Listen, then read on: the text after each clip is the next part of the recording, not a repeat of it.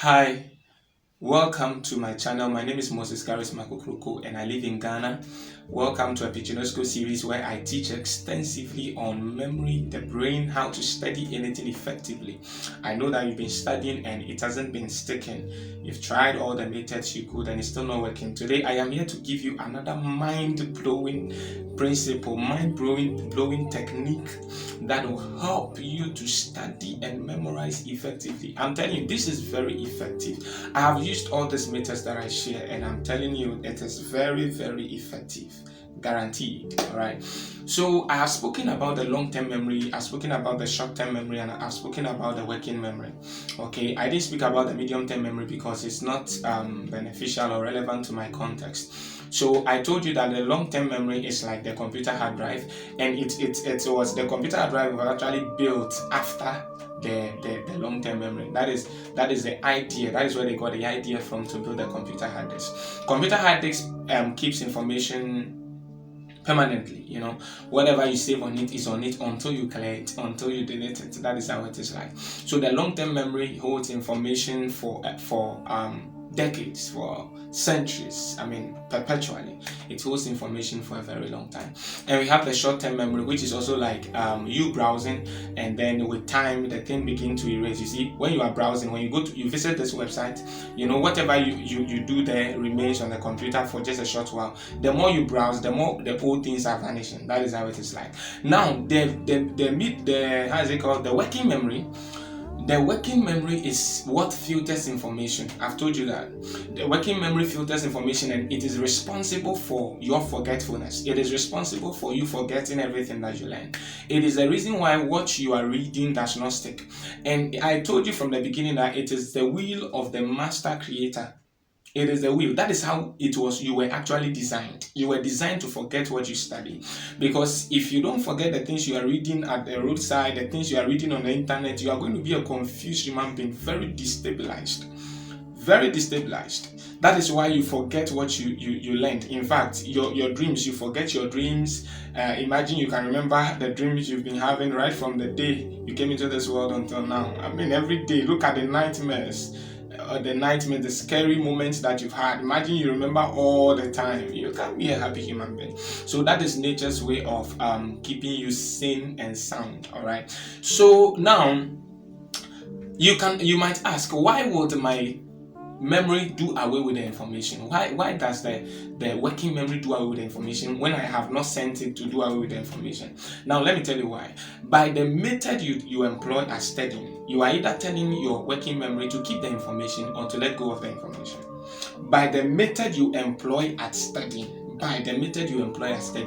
you are telling your working memory, please keep this information, it's relevant to my life, or please discard this information, it's not useful. So this brings us to the important keys that can help you to study and not forget it. So now the first thing I want you to understand, I'm going to give you three keys. These are three important keys. All right, three important keys. Key number one: repetition.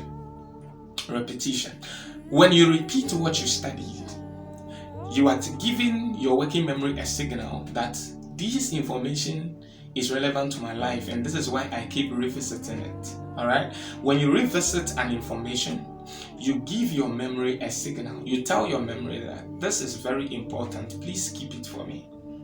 I will need it. This is very important. So repetition is very, very important. When you repeat something, it is even said that when you read a book for the first time, you retain just 11%. When you read it again, you retain about 33%. You read it again, you retain about 66%. You read it again, retain. That's how it is like. So the more you repeat an information, that's why you can see that sometimes you are able to memorize things, okay, unconsciously. Before you realize you have memorized that song. You have memorized the lyrics of that song without trying consciously to memorize it. That is the secret of repetition. You have been listening to the songs over and over again to the point that now you can reproduce the same thing that you've been listening over and over again. So repetition is a mighty secret. Please repeat it. Don't just read through something once. If you really want it to stick, if you want to give your working memory to keep the information, please don't read through once. Read and read again. Read again and read again. and by the time you read for a while, it will stick. I have studied books and I was able to reproduce the whole books. I have studied books. I'm telling you, I was able to reproduce. I've read books like 16 times. I've read some books 24 times. Yeah, it's unusual. I understand. Yes. But by the time you are done reading through over and over and over and over again, you can't read a concept over and over again and not be able to reproduce it. Number 2, understanding. This is one of our major problems as students. I'm telling you, understanding. Usually, we just want to memorize the thing as it is written. We want to memorize the thing as it is, we can see. For instance, this is the method of doing this, doing that, doing that, doing that. It's the method of obtaining knowledge through observation, experimentation. All right? We just want to memorize the words without understanding the concept. We don't understand the concept. So when you do not understand the concept, forget it. You cannot retain it. Retention is not possible where there is no understanding. Understanding gives your working memory a signal that this is important to my life. Now, one thing that will show that you really understood the concept is if you can paraphrase it. If you can say the same thing in your own words, you understand it. If you cannot say the same thing in your own words, you don't understand it. So you can see there are students, when it's time for exams, they go to the bathroom. When they are bathing, they are holding the book. One hand is bathing, one hand is holding the book, and they are looking at it. Hey, this thing, atom, the smallest particle of an element. This thing, physics, is a branch of science that studies human whatever, that studies the earth and then motion and all those things. You try to memorize this thing like this, it will not work for you. I'm telling you sincerely, this is why you go to exam hall and then you cannot reproduce. And in fact, even if you are able to reproduce based on that kind of memorization, that information cannot be useful to your life. That is how people do chew and pour, pass and forget. But the purpose is not for you to forget it. The purpose is for the information to be useful to your life. And one way it can be useful to your life is if you understand the concept. I get it? If you understand the concept. So if you understand, it is very easy. For instance, look at this.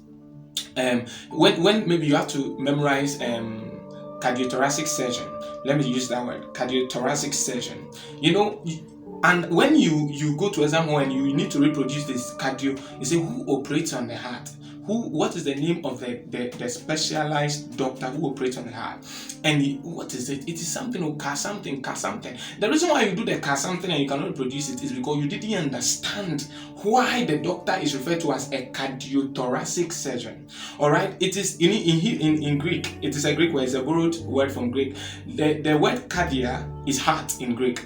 Do you see that? The word cardia is heart. So the moment you see cardio, it's talking about heart. Do you see that? So if you understand the reason, not just the fact that he is called a cardiothoracic surgeon, but why he is called a cardiothoracic surgeon, immediately you cannot forget it again. That is a concept of understanding. You see, when you understand something and you can paraphrase it, it becomes easier. When I was in school, do you know what I was doing? I would pick one whole book that I had to study, one whole course that I had to study within 4 days for an exams. I would sit down, then I would summarize every concept in the book. I would summarize it into one sheet of paper, just a whole book on one sheet of paper. Yes, it's surprising. Chapter 1, chapter 2, chapter 3, chapter 4, like that. I will summarize it and I will just on this one sheet of paper. Then I will leave the book. I'll put the main book down, go under a tree, go through it, paraphrase it. You see, if I can paraphrase it, it means I understand it. So any concept you are memorizing, understand it and be able to paraphrase it. If you can paraphrase it, you cannot forget it. And if you can paraphrase it, memorizing the exact words becomes very easy for you. It becomes very easy for you.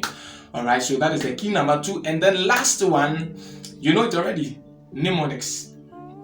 Mnemonics is a very important memory technique. And some of us, we see it as a joke, so we don't do anything better with it. We just know it and we don't even practice it. Do you know why they invented mnemonics? That is what mnemonics is also called, elaborate encoding. To encode an information. You see, you are trying to encode an information to make it easier for remembrance when you need it most.